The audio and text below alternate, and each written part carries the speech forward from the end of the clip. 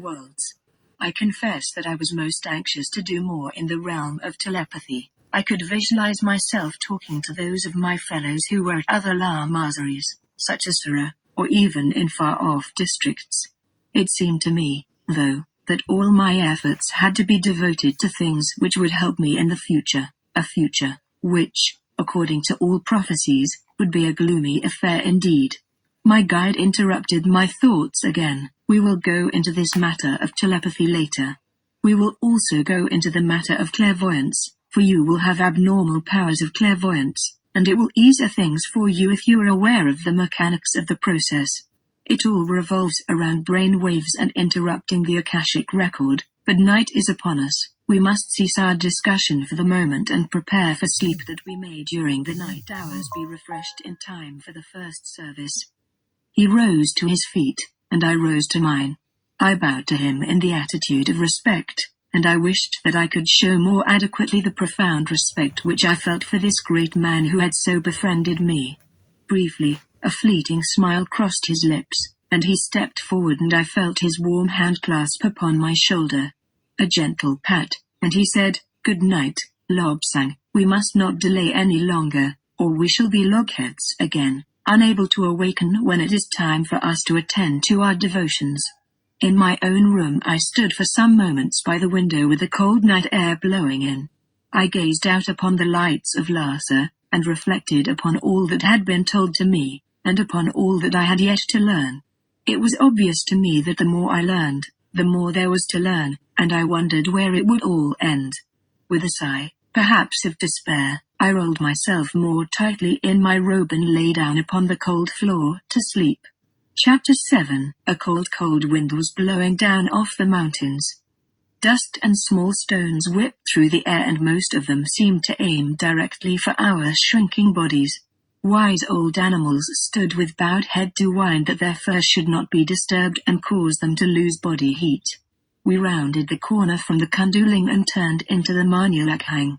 A sudden blast of air, even fiercer than the others, swept under the robes of one of my companions, and with a howl of fright he was blown up into the air like a kite. We looked up, awestruck, with our mouths open. He appeared to be flying to the city, arms outstretched, robes billowing and making him into giant size. Then there came a lull, and he dropped like a stone into the Klingchu. We rushed madly to the scene, fearing he would drown. As we reached the bank he, Yuljai, seemed to be standing knee-deep in the water. The gale shrieked with renewed force, swirling Yuljaya around and sweeping him backwards to our arms. Wonder of wonders, he was hardly wet, except from the knees down. We hastened away, holding our robes tightly to us lest we to be blown into the air. Along the Manulakhang we marched. And an easy march it was. The howling gale blew us along. Our only effort was to maintain a vertical position. In the village of Sho a party of high-ranking ladies were seeking shelter. I always liked to guess at the identity of the person behind the leather face mask. The younger the face painted on the leather, the older the woman who wore it. Tibet is a cruel and harsh country, with screaming winds blowing torrents of stones and sand from the mountains. Men and women often wore masks made of leather as protection from the storms. These masks, with slits for eyes and another slit through which one breathed, were invariably painted with a representation of the wearer's opinion of herself. "Let's go by the street of shops," yelled Timon, striving to make himself heard above the gale. "Waste of time," screamed Yuljai. "They put up the shutters when there is a gale like this. All their stock would be blown away otherwise." We hurried on, going at more than twice our normal pace. Crossing by the turquoise bridge we had to hold on to each other, the force of the wind was so great. Looking back, we saw that the Potala and Iron Mountain were obscured by a black sullen cloud. A cloud composed of dust particles and small stones worn and torn from the eternal Himalayas. Hurrying on, knowing that the black cloud would overtake us if we were laggardly, we passed the house of Doring just outside the inner circle around the immense Jokang. With a roar the storm was upon us, beating at our unprotected heads and faces. Timon instinctively raised his hands to protect his eyes. The wind gripped his robe and raised it high over his head, leaving him as bare as a peeled banana, just before the Cathedral of Lhasa. Stones and twigs came bowling down the street towards us, bruising our legs and, at times, drawing blood. The sky became blacker, as dark as night. Hustling Timon before us, struggling with the flapping robe which swirled around his head, we staggered into the sanctuary of the holy place. Inside was peace, profound peace, soothing peace. Here, for some 1300 years, had come the devout to worship. Even the fabric of the building exuded sanctity. The stone floor was ribbed and grooved by the passage of generation after generation of pilgrims.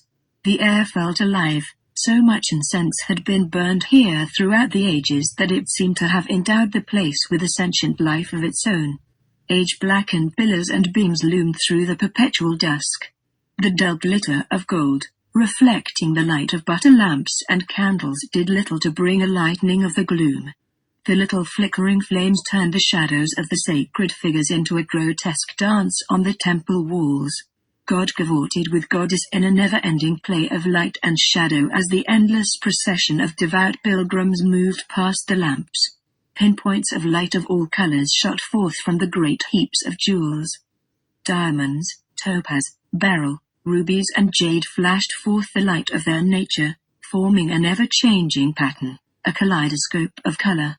Great open-work iron nets with links just too small to permit the passage of a hand guarded the gems and gold from those whose cupidity overcame their rectitude. Here and there, in the brilliant dusk behind the iron curtain, pails of red eyes gleamed, proof that the temple cats were ever on the alert. Incorruptible, unbribable, without fear of man or beast, they padded silently on velvet paws.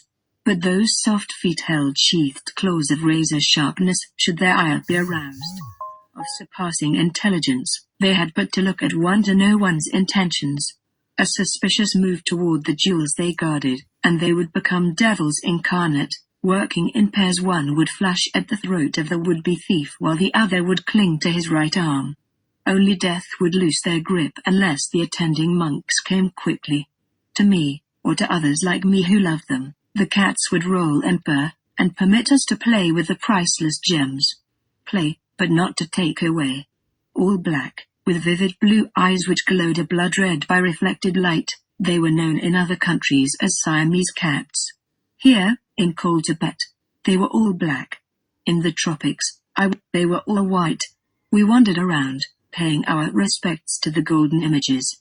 Outside, the storm roared and fumed, blowing away all objects which were unsecured and making hazardous the passage of unwary travelers forced by urgent business to be upon the wind-swept roads.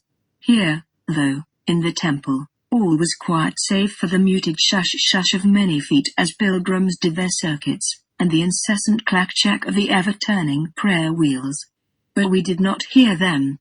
Day after day, night after night, the wheels went round and round with their clack-chack, clack-chack, clack-chack until they had become a part of our existence. We heard them no more than we heard our heartbeats or our breath.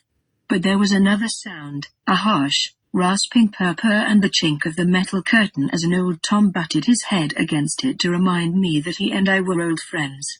Idly I pushed my fingers through the links and scratched his head, fingers in greeting, and then with his rough old tongue nearly scraped the skin off with the fervor of his licking. A suspicious movement further down the temple, and he was off like a flash in order to protect his property.